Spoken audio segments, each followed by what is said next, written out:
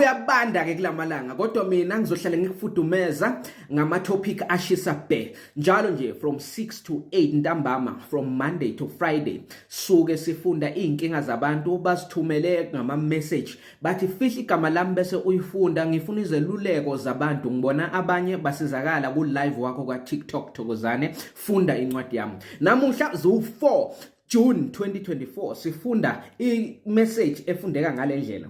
Sawubona Thokozane, ngingumzali, nginabantwana abayi2.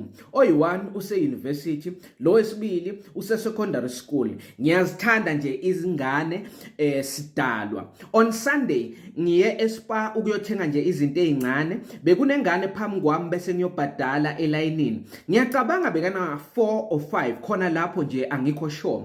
Lengane beyihamba nomama wayo. Lengane ithathe uchocolate bese isiku counter yayinika iCasia. Umama wayo wavele wayithethisa yathi ayibuyisele loyo sweet lapho uthathe khona. iCasia la uthatha lo sweet esandleni sengane la ubeke eceleni. I just felt bad for the cute kid. Bekamuhle shem ngivele ngakhipha u50 rand nganika lengane ngathi ayibhadale. Yo, what happened after is just drama. Umama wayo uvele wamemeza kwezwa wonke umuntu esitolo abantu bangibuka wathi ngihlushwa imali yini. Do I think she's too broke ukuthi angathengela ingane yakhe into eyifunayo? Ngiyazi yini ukuthi lo mntwana wakhe uba hyperactive bese adle izinto ezinoshukela.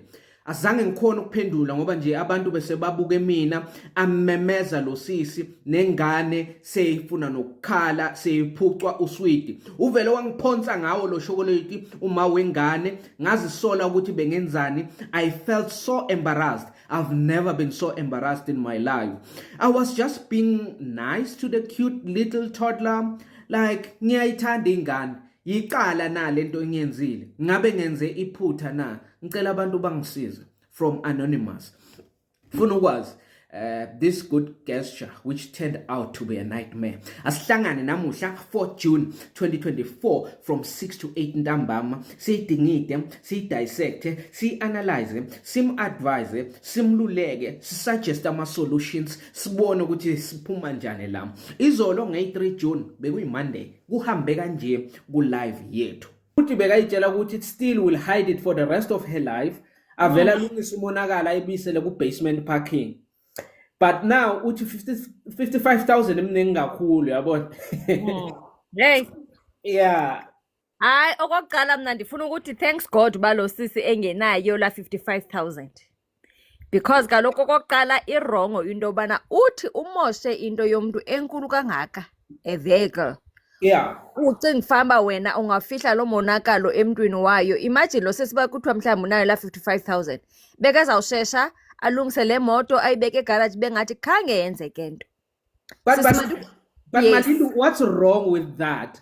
Because mina I will come back from Cape Town. Maybe I come a day before kumele ngiye emsebenzini the following day. The following day I go to work. I start at a petrol station. I fill up a tank. I go to work.